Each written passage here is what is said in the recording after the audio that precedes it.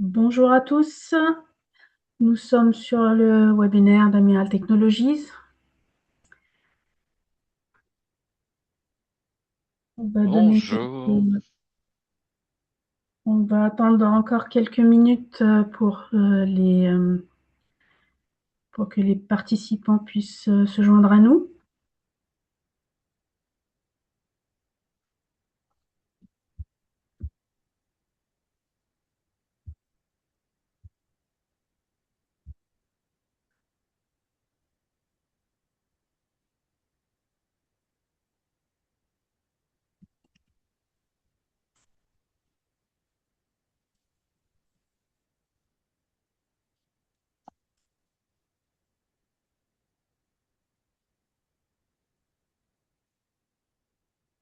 Donc bonjour encore une fois. Je vais laisser juste une minute ou deux pour que les derniers participants nous rejoignent.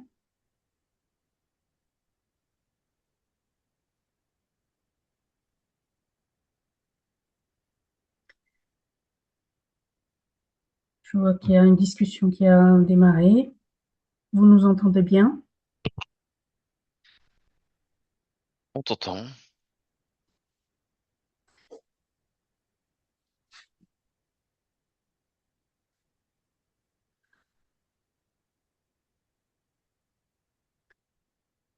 Ok, je laisse encore quelques secondes avant de démarrer.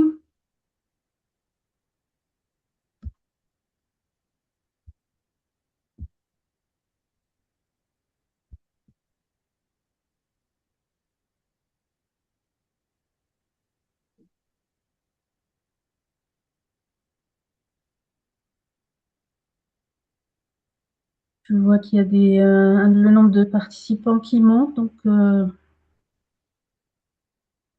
je continue d'attendre un petit peu.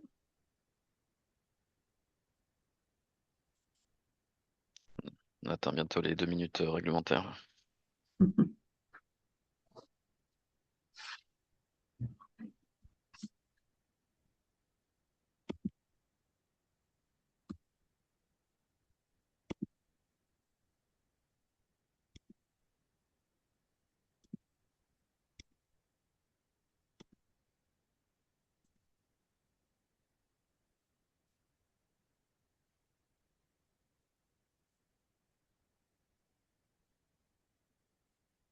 Donc, je vais démarrer ce webinaire.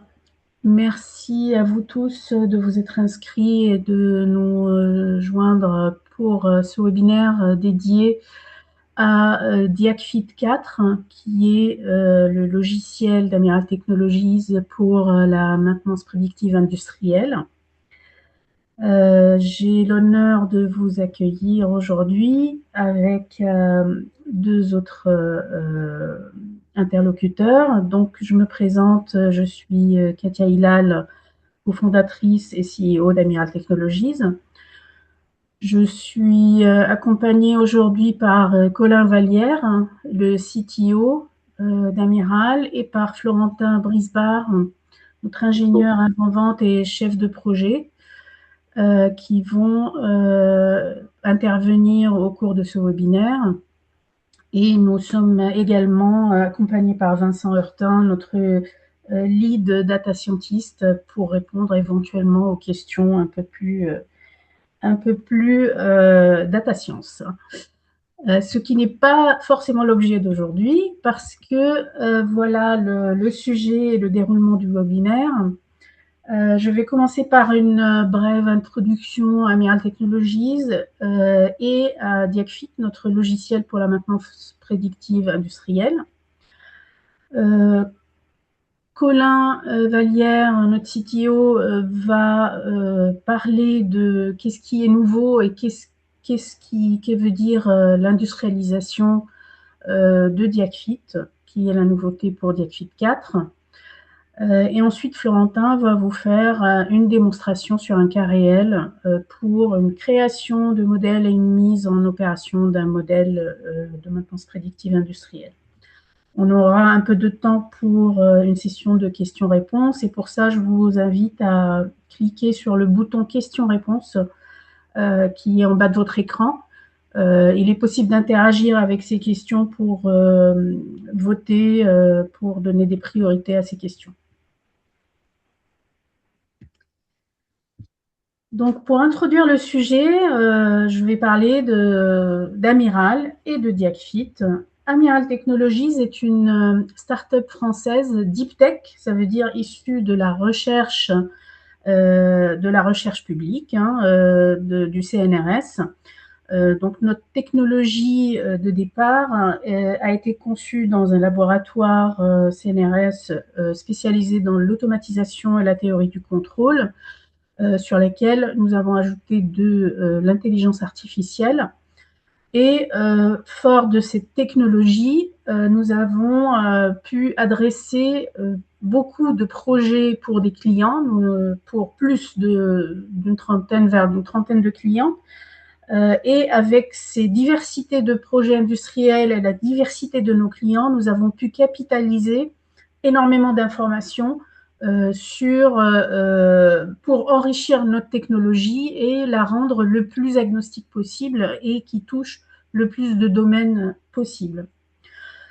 Pour finir, nous sommes aujourd'hui en phase vraiment d'industrialisation et d'aller avec nos clients vers un déploiement opérationnel. Et pour ce faire, nous sommes accompagnés pour faire une certification ISO 27001, ce qui concerne la sécurité de nos logiciels et des données traitées par ce logiciel. Je vais commencer par le paradoxe de la maintenance 4.0. La maintenance 4.0, c'est d'évoluer de la maintenance courante ou la maintenance préventive vers une maintenance prédictive basée sur les données générées par les équipements ou les machines. Aujourd'hui, l'industrie détient une mine d'or qui sont les données générées par nos capteurs industriels. Par contre, cette mine d'or, elle est derrière un mur de contraintes. Et le mur de contraintes, d'abord, il est lié à la complexité des modèles. Les machines sont de plus en plus complexes. Il y a besoin d'expertise, de data science et de code complexes pour pouvoir les adresser. Et l'expert métier, lui, reste souvent un spectateur de ça et donc il n'est pas impliqué ou il n'est pas au niveau d'intervenir dans ces modèles. La deuxième contrainte, c'est l'exigence sur les données. Souvent, les approches utilisées nécessitent énormément de données historiques avec énormément de cas de défaillance pour pouvoir capitaliser dessus et les apprendre. Et souvent, les problématiques industrielles sont sur les déploiements récents, donc nous manquons de ces données historiques très exhaustives. Troisième contrainte, c'est le manque de valorisation. L'expertise que nous avons est en silo. Il est difficile de capitaliser et standardiser les bonnes pratiques entre les sites. C'est un processus qui n'est pas collaboratif. Et le dernier, c'est comment industrialiser tout ça, comment on s'intègre dans l'infrastructure existante du client et comment garantir la sécurité de ces données. Pour ceci, nous avons capitalisé sur toute notre expérience et sur notre technologie pour concevoir un logiciel qui s'adresse au plus grand nombre d'industriels, qui est donc agnostique, qui est no-code, donc même un expert métier peut l'utiliser aisément, nécessite peu de données historiques pour pouvoir générer des modèles performants, un logiciel collaboratif pour permettre de travailler sur le même cas d'usage entre plusieurs expertises. Et dans cette version 4, nous avons ajouté les outils d'industrialisation, d'intégration, et nous l'avons rendu encore plus sécurisé. Diacfit, il est conçu pour s'attaquer à des problématiques d'équipements complexes. Il y a bien sûr les problématiques qui sont faciles à traiter avec tout simplement un capteur et un seuil. Dès qu'on le dépasse, on déclenche une alerte. Mais nous nous concentrons sur des problématiques plus complexes. Par exemple, complexité moyenne, c'est par exemple un équipement qui est équipé jusqu'à 10 capteurs avec des relations de corrélation entre ces capteurs entre eux, ou des équipements encore plus complexes qui vont bien au-delà de 10 capteurs et en plus qui nécessitent d'avoir une combinaison de modèles prédictifs, de sous-modèles, de sous-sous-modèles, etc. Donc c'est là où nous nous situons pour résoudre ces problématiques. Alors schématiquement, Diacfit, c'est un logiciel. Il se situe entre les équipements et leurs données et entre les actions qui vont être déclenchées suite au traitement. Alors comment ça marche en pratique? Vous avez les équipements qui peuvent être très variés, très différents selon les cas d'usage, qui sont équipés de capteurs qui peuvent être multiples pour chaque équipement.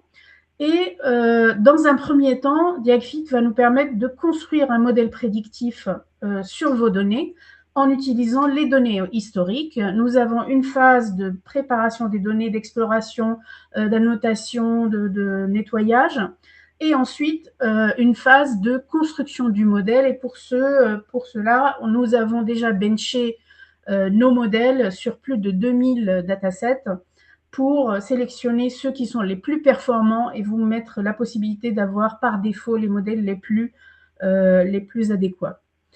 Ensuite, donc, on a construit un modèle et on a un workflow qui va depuis la préparation des données jusqu'au modèle prédictif.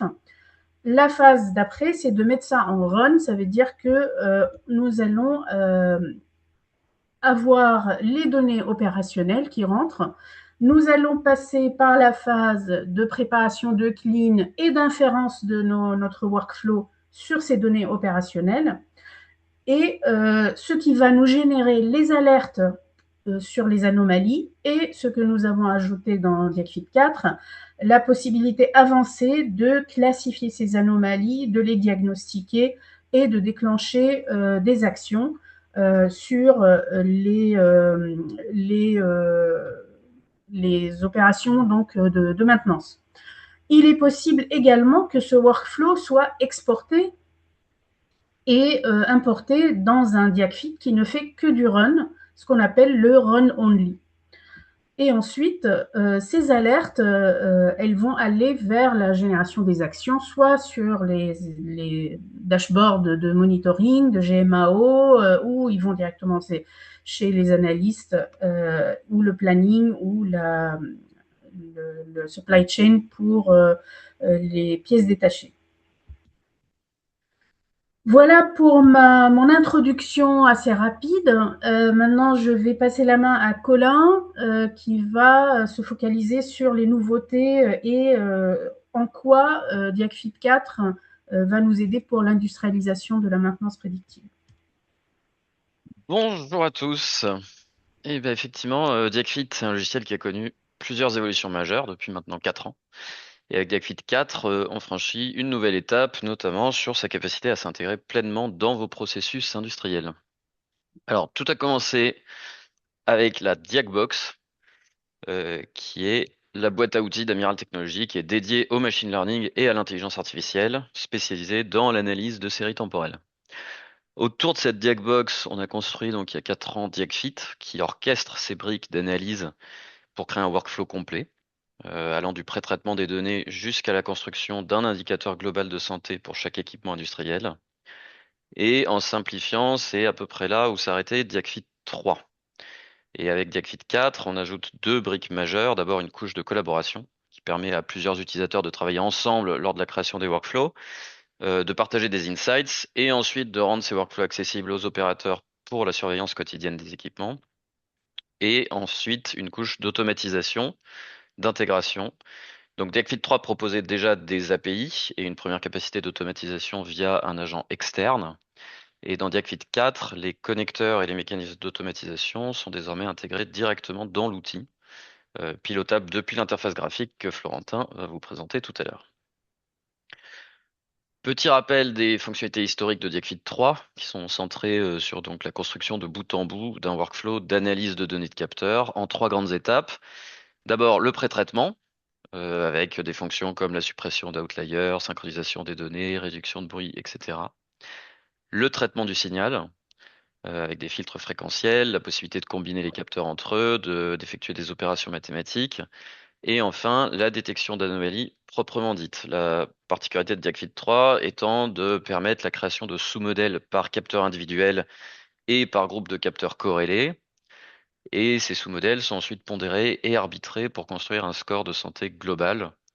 Et ça permet non seulement de détecter une anomalie, mais aussi d'identifier du coup précisément quel capteur ou quel groupe de capteurs ont contribué à cette détection.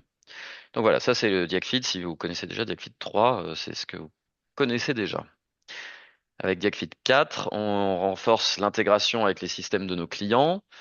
D'abord donc, comme je le disais, avec des connecteurs et des automatisations. Les connecteurs actuellement disponibles incluent Amazon S3, Microsoft Azure, Google Cloud et des solutions standards comme SFTP ou Minayo.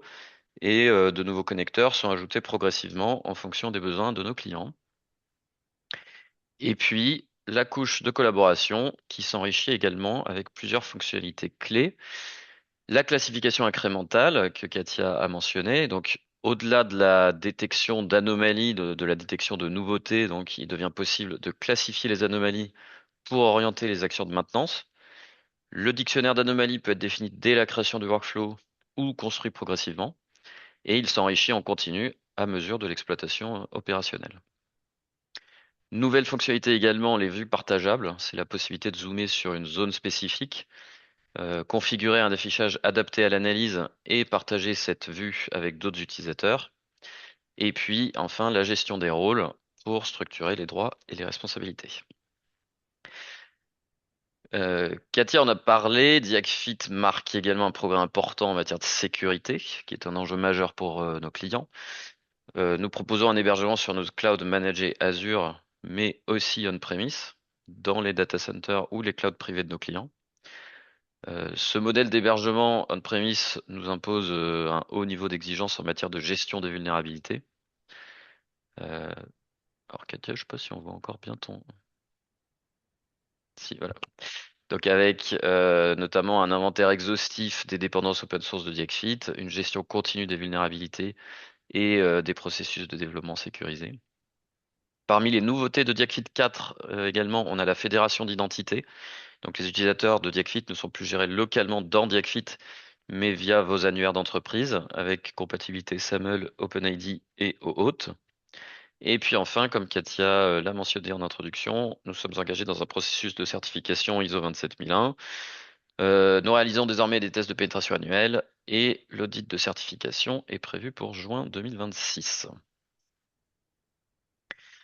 Et enfin, pour terminer, impossible de ne pas mentionner que Diakfeed 4 s'est offert un relooking complet de son interface graphique. Donc on a capitalisé sur les retours utilisateurs de Diakfeed 3 pour repenser l'ergonomie avec un objectif clair de simplification et de fluidité. Et sur ce, je laisse la parole à Florentin pour vous montrer tout ça en action. Merci, merci Colin. Donc, je vais partager mon écran. Hop. Et effectivement, donc moi je vais illustrer tout ce qui a été dit déjà par Katia et Colin. Et donc voilà, on va aller sur une petite démo du logiciel. Donc, effectivement, le point de départ, le point central, c'est effectivement les données. Donc, ce qu'on travaille, ça va vraiment être des séries temporelles. Et donc pour ça, Colin en a parlé, notre idée c'est vraiment de faciliter tout ce qui est l'intégration, mais vraiment un accent sur le développement de connecteurs pour faciliter vraiment l'intégration de Diakfeed dans vos process métiers. On n'a pas envie que ce soit un logiciel de plus à gérer un peu manuellement à côté de ce qui existe déjà. Donc pour faciliter toute cette intégration, comme il en parlait, voilà, on a la possibilité d'aller directement chercher nos données via des connecteurs, donc S3, Azure Blob Storage, Google Cloud ou encore des FTP sécurisés. Donc en l'occurrence, là, je travaillerai avec un connecteur S3 pour la démonstration. Voilà. Donc, l'idée, c'est, comme on a parlé, Colin, c'est de pouvoir aussi automatiser. C'est-à-dire qu'une fois qu'on va avoir créé notre modèle de détection d'anomalies, ce qu'on va vouloir faire, c'est l'automatiser avec des données en continu. Donc ça, c'est vraiment une nouveauté qu'on a dans Diagfit 4 et qui est vraiment très appréciée. C'est la possibilité donc de créer des automatisations. Donc en fait, on va aller chercher un point d'entrée sur, voilà, typiquement ici, on va aller chercher un dossier sur lequel en fait vos données de vos capteurs vont arriver directement en continu. Et puis on va pouvoir planifier une mise en processus pour Diagfit, donc c'est-à-dire aller chercher des données dans ce point d'entrée, les faire passer à travers les modèles qu'on a créés au préalable sur des fichiers historiques, et puis avoir les résultats qui vont être alors soit déployés sur des chemins de sortie que vous aurez prédéfinis, ou alors directement dans vos logiciels de GMAO. Donc voilà, c'est vraiment l'automatisation, c'est la capacité du logiciel à aller récupérer vos données en live sur vos bases de données, à les faire analyser par les modèles que vous avez construits au préalable. Et donc voilà, pour ça, on a vraiment tout type de planification disponible. Si vous avez du très haute fréquence, on peut le faire toutes les minutes, on peut le faire aussi une fois par jour ou une fois toutes les heures. Donc voilà, c'est vraiment en fonction du cas d'usage et du besoin. Donc ça, voilà, c'est vraiment assez utile et assez apprécié aujourd'hui. Ok, donc maintenant on va rentrer dans le vif du sujet, c'est-à-dire dans la création, dans le build d'un modèle donc de détection d'anomalies, donc d'un workflow. Donc pour ça, on va avoir besoin d'un fichier historique. Donc je parlais tout à l'heure, effectivement, on travaille avec des séries temporelles, mais l'idée c'est que on peut aussi travailler avec des données discrètes, probablement. Par exemple, on pourrait avoir des logs ou des données qui correspondent en fait à des états. Donc je vais avoir différents régimes de fonctionnement sur mon équipement, et donc je vais pouvoir sélectionner facilement ces différents éléments. Donc voilà, on est complètement agnostique en termes de données physiques. Donc voilà, par exemple ici pour la démonstration, je vais travailler avec des accéléromètres qui correspondent à des vibrations. On peut aussi travailler avec de l'information électrique, du courant, des tensions, des températures, des flux d'air ou de gaz, de liquide, des pressions, etc., etc. Donc vraiment, on peut travailler avec tout type de valeurs physiques et aussi avec tout type de fréquences d'échantillonnage. On peut avoir du très haute fréquence pour des vibrations ou des très basses fréquences pour l'évolution de température, par exemple. Ok, donc rentrons dans le vif du sujet. Déjà, le premier point, ça va être le volet préparation et aussi visualisation de données. Donc ici, sur le cas d'usage que je vais traiter, on va avoir 7 capteurs. Et donc, on voit les signaux bruts de nos différents capteurs ici. Donc, on a vraiment cet horodatage dont je vous ai parlé. Donc, on a besoin d'avoir un timestamp avec une date précise et les mesures qui sont associées pour l'ensemble des capteurs. Donc on peut facilement visualiser nos données, zoomer, se balader pour essayer de voir qu'est-ce qui s'est passé en temps réel. Donc on a vraiment facilité cet outil-là et c'est très agréable à utiliser de façon interface utilisateur. Voilà.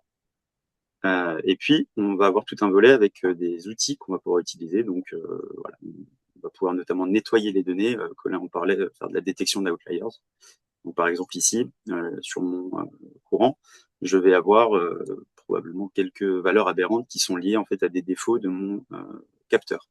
C'est pas mon système qui est mis en défaut, c'est plutôt il y a un problème d'acquisition.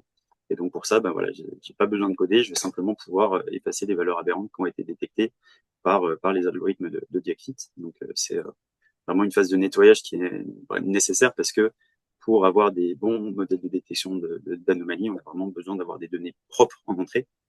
Et donc ça, normalement, c'est un travail qui est fait par les data scientists qui peut être ici réalisé de manière no-code et très facile.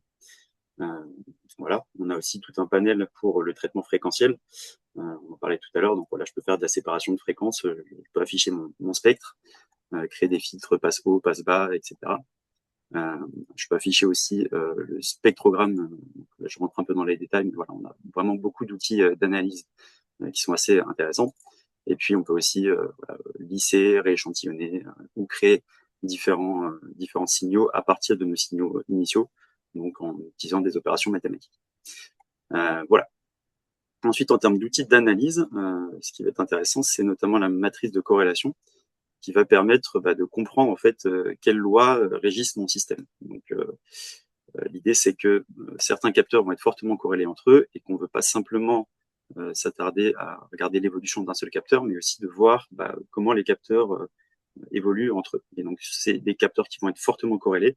Si au fur et à mesure du temps il y a une décorrélation, ça peut probablement dire que on a une panne qui risque d'arriver. Donc l'idée c'est vraiment de travailler avec un jeu de données historique qui couvre l'ensemble de nos régimes de fonctionnement. Hein. C'est les algorithmes de Diakfit qui fonctionnent avec un espace de normalité. Donc on va essayer de construire un espace de normalité avec des données saines. Et dès qu'on va dévier de cet espace de normalité, on va pouvoir dire qu'il y a des anomalies probables. Voilà. Donc, la dernière étape sur la préparation et sur le clean, ça va être au niveau de cet indicateur de santé que vous voyez ici.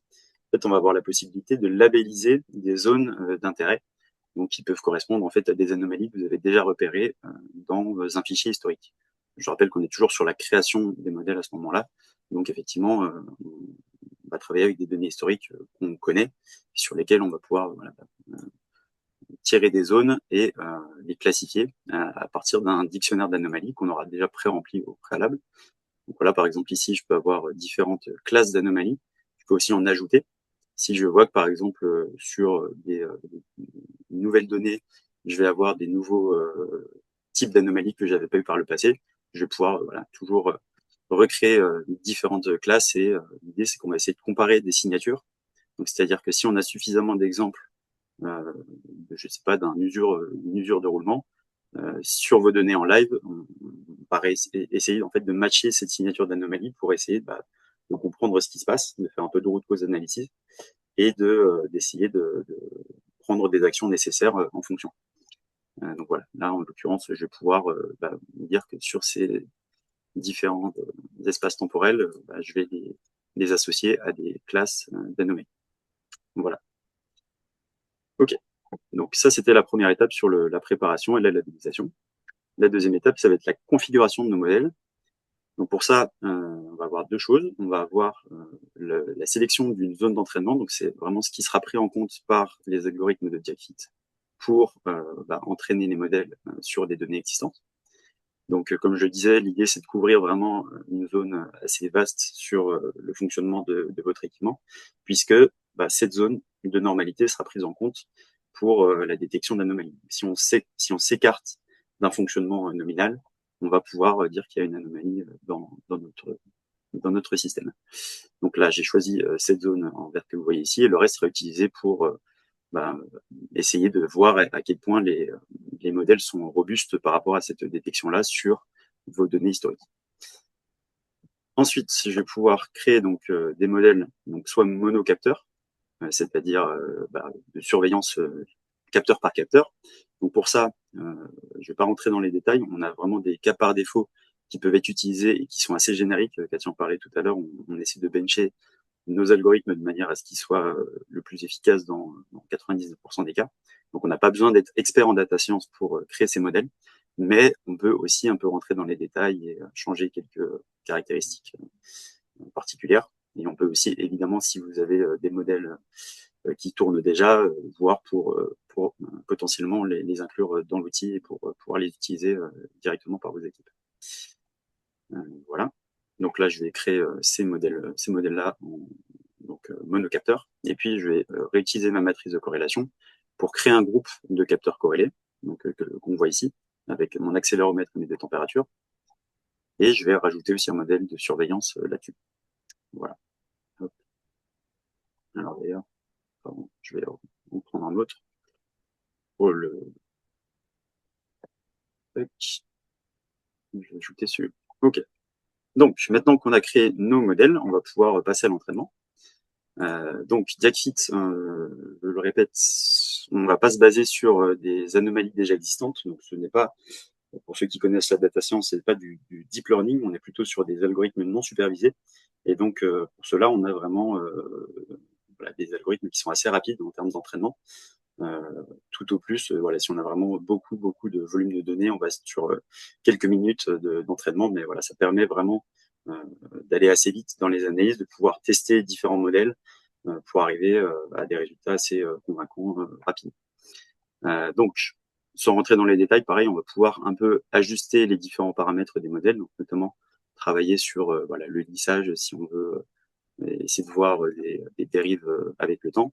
Donc, je vais pouvoir jouer sur l'anticipation, à prendre en compte aussi qu'effectivement, plus on va vouloir anticiper tôt, plus on risque d'avoir des faux positifs aussi dans nos données.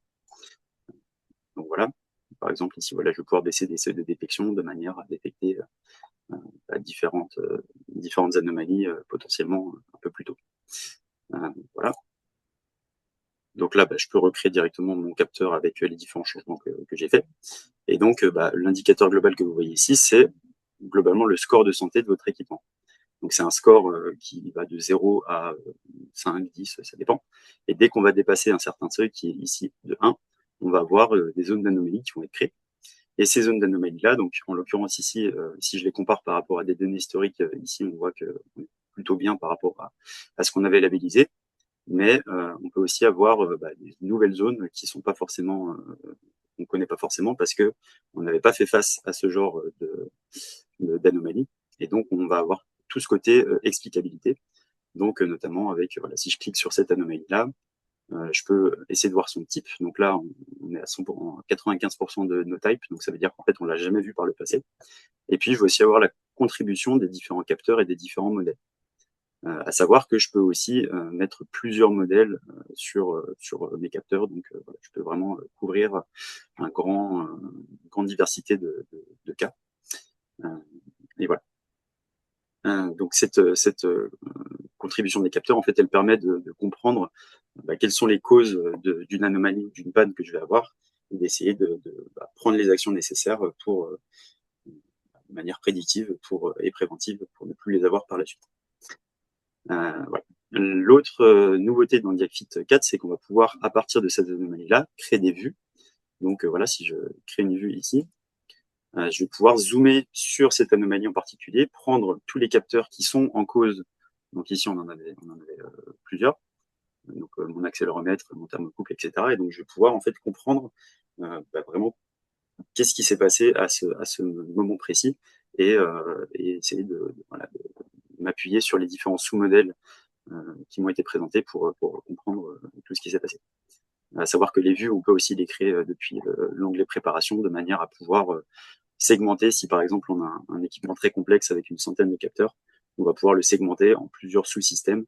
Donc voilà, je vais avoir mon bloc moteur, que je vais créer une vue pour mon bloc moteur, une vue pour ma machine tournante, etc., etc. Donc on a vraiment cette facilité aussi de travail de pouvoir créer des choses et pouvoir les partager de manière collaborative. Donc c'était vraiment, on essaie de mettre l'accent là-dessus pour Diakfit 4. Voilà. Et donc ensuite, une fois qu'on a créé ce modèle, qu'on a ajusté les paramètres, toujours, je le rappelle, de manière no-code et assez facile en termes d'UX, eh bien, on va pouvoir l'automatiser comme je l'ai montré tout à l'heure. Donc voilà, là, je vais pouvoir créer une automatisation, dire que je vais aller récupérer mes données sur tel chemin, et puis que toutes les 30 minutes, je vais passer mon fichier en analyse et obtenir les résultats directement sur mon logiciel de GMAO ou autre chose. Donc, voilà. Donc, globalement, c'était tout pour la présentation du logiciel. Donc, je ne sais pas si vous avez des questions. Peut-être intéressant. J'ai vu qu'il y avait quelques questions dans le chat. Je vais essayer d'y répondre. Donc, question, bien. Avez-vous la possibilité? Florentin. En effet, on ouvre les questions. Nous avons déjà quelques questions dans la boîte questions-réponses. Il y a également une question sur le chat. Ce que je vais commencer par les questions dans la boîte. Les modèles sont-ils explicables pour les équipes métiers? Question pour Florentin et potentiellement Vincent s'il peut rajouter. Donc effectivement, les modèles en fait qui sont explicables, ce ne sont pas des boîtes noires qu'on pourrait avoir. Effectivement, on entend beaucoup un peu ce phénomène de boîte noire où on comprend pas vraiment ce qui se passe. Nos modèles, on sait les expliquer. Vincent va pouvoir en parler. Mais effectivement, en fonction des architectures, on va dire, on a des approches qui sont plus ou moins différentes, mais on a toujours la capacité d'expliquer en fait comment on arrive à repérer ces différentes anomalies. Vincent, je te laisse. Oui, si je complète aujourd'hui l'approche, c'est-à-dire que quand on va faire un modèle de détection d'anomalies, en réalité, à l'intérieur, il va y avoir plusieurs modèles, certains par groupe de capteurs et certains par capteur. Et donc, quand on va avoir une anomalie sur l'indicateur global, on va savoir quel est le sous-indicateur qui va être la cause de la détection d'anomalie. Donc, ça va nous permettre de remonter au capteur en question, au groupe de capteurs en question, si c'est un défaut de décorrélation de plusieurs capteurs. Et derrière, on va avoir une idée un peu de c'est quoi le capteur, et c'est quoi les features associées, est-ce que c'est un modèle qui revient d'être temporel, le spectral ou les deux, et c'est ce données-là d'information qu'on peut avoir pour un peu comprendre la panne ou le changement de comportement qui a été détecté. Merci. J'ai une autre question. Quelles sont vos modalités de facturation? Est-il possible d'avoir un ordre de grandeur? On peut parler du modèle de facturation. Donc, comme Colin l'a expliqué, il y a la possibilité d'être sur notre cloud en SaaS, et donc c'est de l'abonnement, et ou on-prem chez le client en site. Et dans ce cas-là, donc c'est toujours un abonnement. Donc il y a un abonnement pour la licence, et il y a la possibilité de souscrire à des services comme ce qui est très recommandé, une formation, un accompagnement, peut-être au début pour la création de vos modèles. Il est possible d'avoir du support premium avec une personne dédiée. Pour un ordre de grandeur des tarifs, on vous invite à nous contacter, et on va couvrir cet aspect-là. J'ai d'autres questions. J'ai une question. Est-ce que les capteurs sont vos prédicteurs? Une question, peut-être, Florentin, tu peux. Oui. Alors, si j'essaie de comprendre, effectivement, on va se baser sur les capteurs pour faire cette prédiction. Le résultat, par contre, de ce qu'on voit ici, c'est le résultat du score qui a été pris à partir des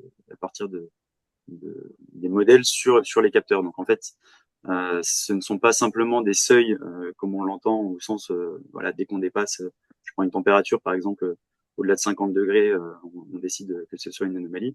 Là, on va vraiment beaucoup plus loin sur des fenêtres d'analyse statistique au sein de ces différents capteurs. Donc, la prédiction, effectivement, elle va se baser sur les capteurs, qu'ils soient en simple ou de manière multifactorielle, mais voilà, c'est un peu plus poussé que simplement des seuils. J'espère que j'ai répondu à la question. Sinon... Alors, nous avons une question également. Comment faites-vous pour avoir des modèles prédictifs non supervisés, donc sans attendre une panne pour prédire? Donc de la même manière ici, je l'expliquais, en fait on va se baser sur un comportement sain. Donc l'idée c'est que dans la configuration, on va essayer de couvrir une zone assez large pour couvrir, on va dire, tous les régimes de fonctionnement de vos machines. Et l'idée c'est que quand on parle d'anomalie, on parle de déviation par rapport à ce comportement sain. Donc, en gros, on crée un espace de normalité. Et si on sort de cet espace de normalité-là, on va pouvoir prédire que c'est une anomalie. Alors, c'est pas forcément la réalité parce que parfois, on peut avoir des régimes de transition qui vont pas forcément être couverts durant l'entraînement. Donc après, c'est un peu aux experts métiers de trier ces aspects-là. Mais ça permet en fait de travailler à partir du comportement sain. Ça permet de ne pas être obligé d'avoir des cas de panne répétables dans l'historique de données pour pouvoir les détecter. En fait, des pannes qui n'ont jamais eu lieu, on va quand même pouvoir les visualiser parce que elles correspondent quand même à une déviation par rapport à notre normalité de fonctionnement. Donc, voilà. Merci Florentin. J'ai une question aussi sur le chat. Il y en a une sur les nettoyages XY qui est en train d'être débattue sur le chat, mais il y en a encore une autre qui s'appelle qui est comment dans l'indicateur global, nous avons quel capteur est problématique. C'est ça. Alors ici, on va pouvoir, donc si je clique sur mon anomalie qui a été générée, je vais pouvoir voir la contribution des différents capteurs. Et on a une vue un peu plus globale, en fait, qui est la vue heatmap, qui permet en fait de voir notre indicateur global avec l'ensemble des modèles qui sont contributeurs et de voir en fait quelle zone est liée. Donc par exemple ici, si je regarde cette anomalie-là, en fait on voit qu'il y a 3 capteurs qui vont être où le seuil va être dépassé à cet endroit-là. Et donc voilà, on a une contribution qui est différente. Donc ça permet anomalie par anomalie d'essayer de comprendre quel sous-modèle et donc quels capteurs sont mis en jeu là-dessus, que ce soit en termes de corrélation ou en termes monopèques. Voilà. Et comme je disais aussi, on essaie de rapprocher avec un type connu, éventuellement, si on le peut, si on a suffisamment d'exemples et qu'on arrive à matcher une signature déjà connue par le passé. En live, on pourra aussi dire que voilà, c'est plutôt tel type de panne ou tel autre. Merci. Alors j'ai une question sur les corrélations. On en reparle beaucoup de corrélations. Oui. Est-ce que c'est l'outil qui gère seul les différents facteurs ou est-ce qu'il y a un indicateur du niveau de corrélation? Donc la corrélation, en fait, c'est la corrélation au sens mathématique du terme entre les deux signaux. Donc Vincent, je te laisse peut-être prendre la main, tu seras plus expert que moi sur le sujet. Tu peux répéter? on parlait de corrélation. Comment on calcule en fait la corrélation, voilà, la matrice de corrélation, comment elle est interprétée, comment on peut l'interpréter, comment elle est calculée, qu'est-ce qu'elle veut dire? La matrice de corrélation, de manière générale, c'est juste ce qui va indiquer de manière linéaire quels capteurs sont liés à d'autres, c'est-à-dire est-ce qu'il y a deux capteurs ou lorsque l'un monte, l'autre a tendance à suivre la même tendance. Ça nous est utile parce que souvent dans les systèmes, on peut avoir des groupes de capteurs qui sont faits ensemble. Par exemple, sur une pompe, on va avoir le débit entrant, le débit sortant qui vont être corrélés entre eux, et ça, c'est une bonne information pour créer des modèles sur les groupes de capteurs. Donc la matrice de corrélation, c'est un outil rapide pour trouver rapidement des groupes. C'est rapide à calculer, et ça, avec ça et l'utilisation de beaucoup de choses. Donc ça sert à faire ces groupes-là. Sachant qu'ensuite, dans les groupes, il peut aussi avoir une connaissance du système qui dit que tel et tel capteur, ils ont un comportement lié, et dans ce cas-là, on est obligé de passer par la matrice de corrélation pour faire les groupes. Ok. Voilà. J'avais répondu à une partie de la question, je ne suis pas sûr d'avoir répondu à toute la question. Alors, il y a peut-être des questions un peu plus précises, je vois dans les questions-réponses, peut-être tu peux répondre à Zaïd. Oui.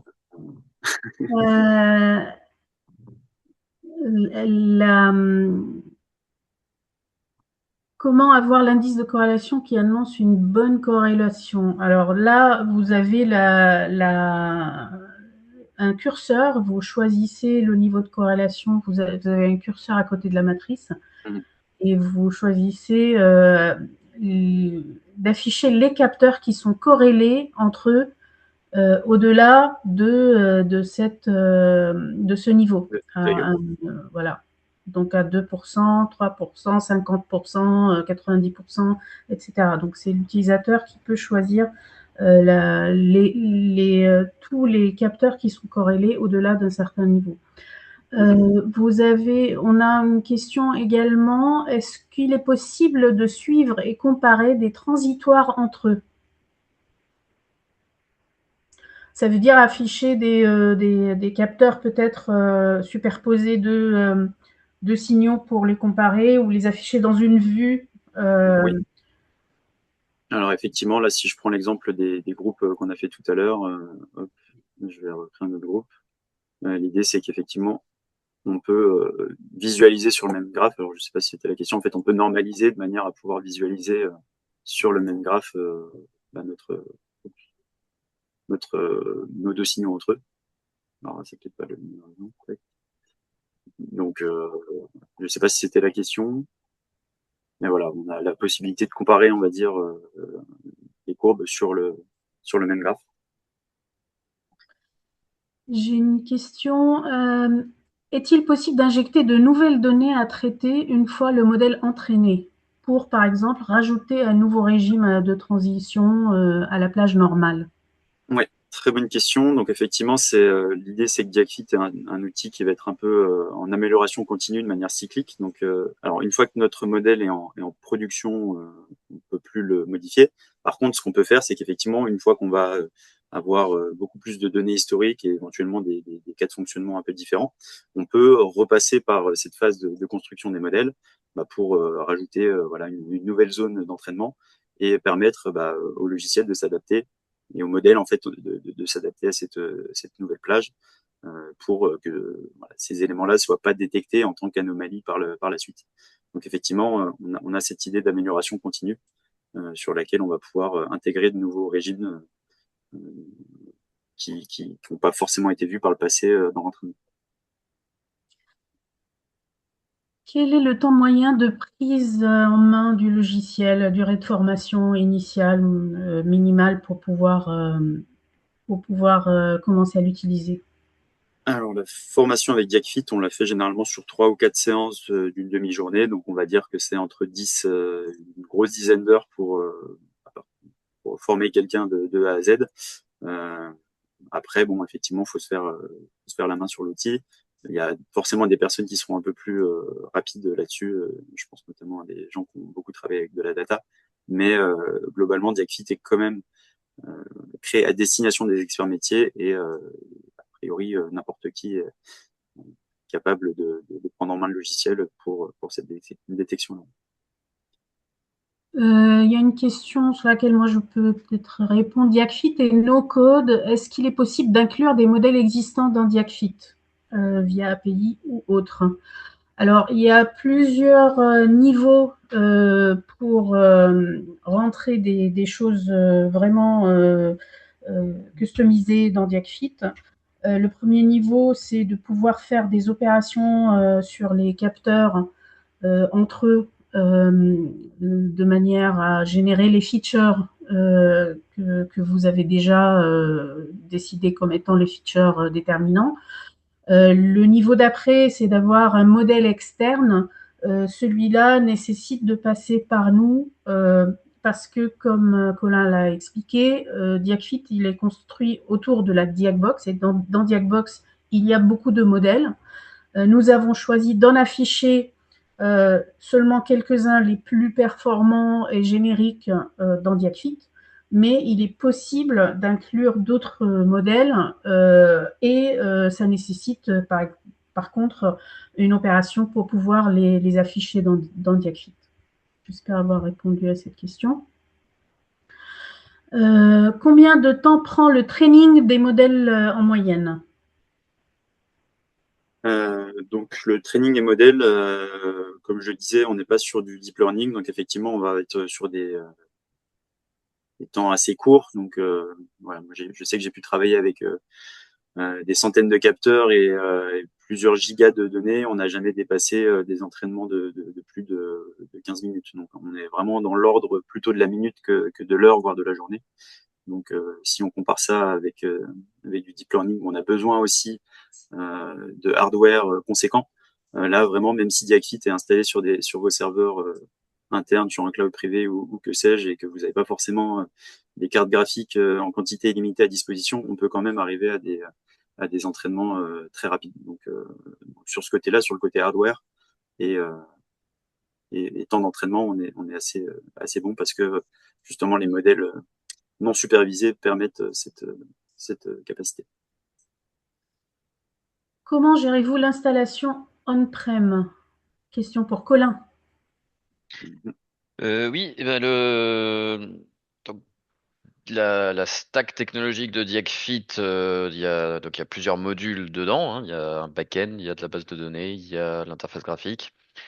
Et en fait, tout ça est livré sous forme de modules Docker avec la documentation qui va bien et le fichier, les fichiers techniques, donc le Docker Compose pour ceux qui connaissent un peu, qui vont bien pour pouvoir faire une installation très simple. Alors nous, dans ce qu'on livre, on livre un package qui permet de lancer une installation sur un serveur, on va dire sur un PC standalone en un seul clic. Et après, à charge à nos clients de déterminer s'ils sont satisfaits avec cette installation-là ou s'ils ont envie d'avoir une installation plus intégrés, on va dire, avec leur propre cloud, leur propre gestion de base de données, etc.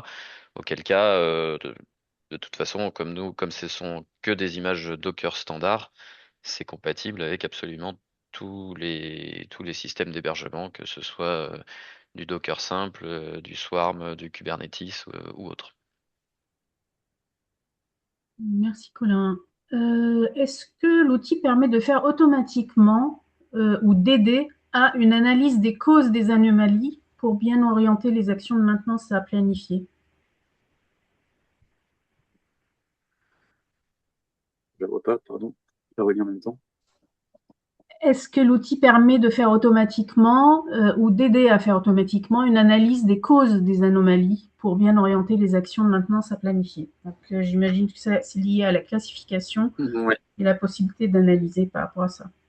Alors en termes de cause, effectivement, on va avoir la contribution des capteurs. Donc après, on peut manuellement essayer d'aller regarder, voilà, si je crée par exemple la vue sur cette anomalie-là.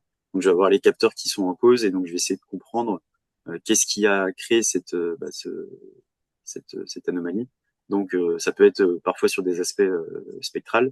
Donc parfois on va pas le voir temporellement comme ça, mais on peut avoir des chutes de valeur à certains niveaux. Donc en fait, après, manuellement, on va pouvoir un peu explorer les données pour essayer de comprendre ce qui s'est passé.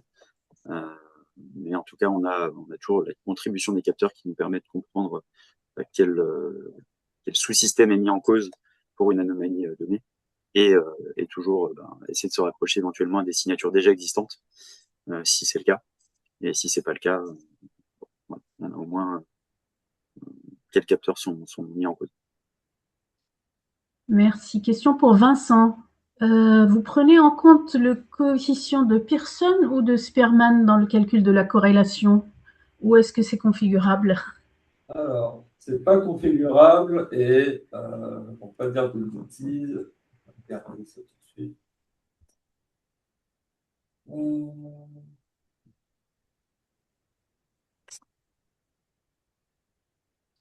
Je peux prendre une autre question et je réponds dans 1 ou 2 minutes, comme ça je peux répondre. D'accord. Merci. Alors, j'ai une question sur Dans le chat, comment peut-on créer des modèles prédictifs sans dépendre des équipes de data scientists? Donc, ça, c'est la capacité de l'outil. Effectivement, comme on disait, on est sur du no-code, sur quelque chose d'assez facilement manipulable, même pour quelqu'un qui est pas forcément habitué à la data science. En fait, on va avoir vraiment une bibliothèque de différentes architectures. Donc, en fait, on peut toutes les tester, hein. C'est vraiment possible pour un seul capteur d'avoir plusieurs modèles différents et de regarder en fait ce qu'ils donnent pour choisir celui qui est le mieux adapté pour nos données historiques. Donc ça, c'est, on va dire, un peu à tâtons. Si vraiment on connaît pas du tout le monde de la data science, on peut un peu tester différents paramètres, comme les entraînements sont assez rapides, et se rendre compte effectivement de à quel point tel ou tel paramètre est efficace sur la détection. Donc voilà, si on n'a pas d'équipe de data science à disposition, on peut quand même arriver à chercher et à trouver, on va dire, des modèles qui correspondent à nos besoins. Voilà. Alors, question, l'outil, est-ce qu'il est seulement utilisable sur du timestamp ou aussi sur des données scalaires? Alors, pour revenir sur la question sur les corrélations, c'est la corrélation de Spearman, voilà, qui sur l'outil n'est pas configurable. Et comme expliqué, en Typebox, c'est configurable. Merci Vincent. Pour la deuxième question, donc est-ce que c'est uniquement sur du timestamp ou aussi sur des données scalaires? Bon, Vincent, je te laisse peut-être répondre, mais a priori, c'est plutôt que du timestamp pour le moment. Non, sur le Dexit, ça sera du timestamp ou on peut avoir des cas où c'est pas exactement du timestamp et on a quand même une notion, un axe sur lequel les données évoluent. Donc, généralement, c'est du temps, mais quelquefois, ça peut être de la distance. C'est-à-dire qu'on a eu des exemples de drive où on a une mesure tous les 5 mètres, par exemple. Et la distance devient notre temps et on peut avoir ça qui mais ça reste, l'outil d'écrit est quand même pensé pour plus des données temporelles ou quelque chose de temps. Et effectivement, vu que dans le passé, on a pu travailler avec des données sous forme de distance qu'on transformait un peu. Mais bon, c'est vrai que voilà, 90% du temps, ça va être des données temporelles. J'ai une question aussi Merci. de Fabien.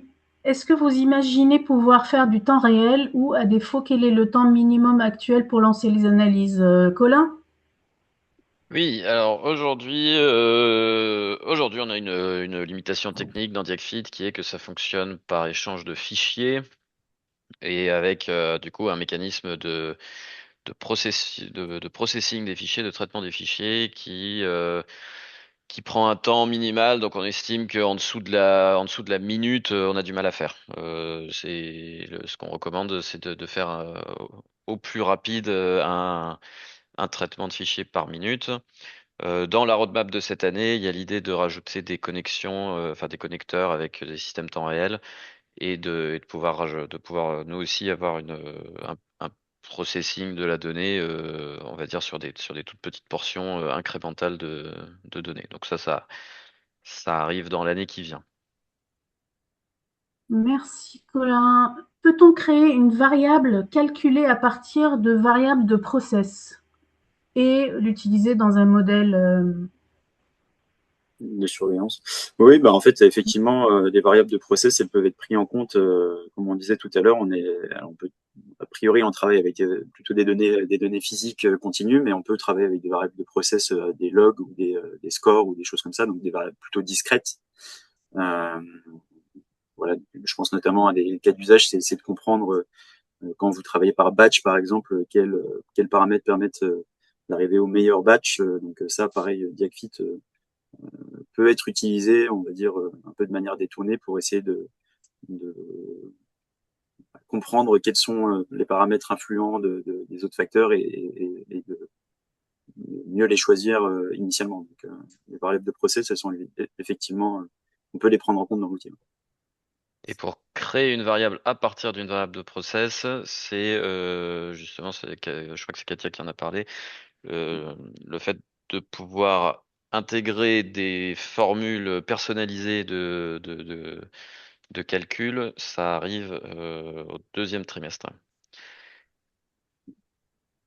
Donc en plus de toutes les fonctionnalités aujourd'hui qui existent, la possibilité d'intégrer des formules custom qui viennent directement bah voilà, d'éventuellement d'analyses que vous avez déjà faites chez vous. Euh, on, on est dessus pour la prochaine version. Merci. Comment gérez-vous les faux positifs? Alors, les faux positifs, c'est effectivement une des questions fondamentales. Ça va être traité surtout par rapport aux données historiques. Donc, l'idée, c'est que on va vouloir gérer de l'anticipation. En fait, ça va dépendre du cas d'usage. Il y a certains cas où on veut absolument pas passer à côté des vrais positifs. Et dans ce cas-là, l'idée, ça va être d'avoir des seuils de détection assez bas. Mais malheureusement, on aura pas mal de faux positifs qui vont passer. Et d'un autre côté, parfois, on veut absolument pas avoir des alertes qui ne servent à rien. Et auquel cas, on va peut-être passer à côté de certains vrais positifs. Donc, il y a toujours une sorte d'équilibre à trouver entre voilà, est-ce qu'on veut louper certaines choses ou pas. Et donc voilà, ça va être en ajustant les seuils qu'on va pouvoir jouer sur cette variable de faux positif. Mais ça reste un cas qui va dépendre forcément de votre usage. Mhm. Alors, j'ai des questions sur des mises en place en prod. Est-ce qu'on a déjà mis en place un système d'alerte? C'est en cours avec deux de nos clients qui utilisent les API pour lancer une action lorsque le score de santé dépasse la valeur 1, Oui. ce qui est significatif pour une anomalie. Donc on le fait pas effectivement directement dans l'outil, mais souvent les résultats sont récupérés. Donc voilà, ça peut être dans des GMAO ou ça peut être directement sur des fichiers. Et puis ensuite le système d'alerting est mis en place voilà, avec des petits agents. En fait, on n'a pas envie rajouter une surcouche, sachant qu'on sait déjà que la plupart des industriels, ils ont déjà des systèmes d'alerting qui sont disponibles. Et donc, plutôt que de rajouter une couche là-dessus, on préfère se plugger à ce qui est déjà existant et vous laisser utiliser vos propres systèmes d'alerting. Je vais prendre une dernière question parce que il est déjà 12h29. Alors, est-il possible de réaliser des analyses de panne où chaque défaillance est expliquée par les vecteurs temporels des capteurs dont la contribution à l'explication est statistiquement significative? Le système pourrait ainsi sélectionner automatiquement les variables explicatives issues des données capteurs. J'imagine que c'est lié à la contribution des capteurs. Aujourd'hui, c'est la contribution des capteurs qui est mise en avant. Après, j'imagine que la question veut aller au-delà.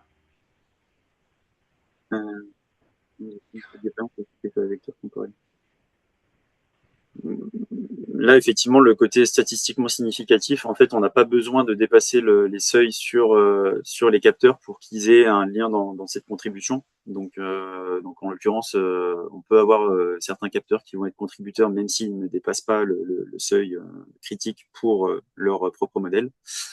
Après, c'est déjà un peu le cas en fait. Hein. Le système pourrait ainsi sélectionner automatiquement les variables explicatives. C'est plus ou moins cet esprit-là. Après, je pense que là, si on rentre un peu dans les détails, il faudra peut-être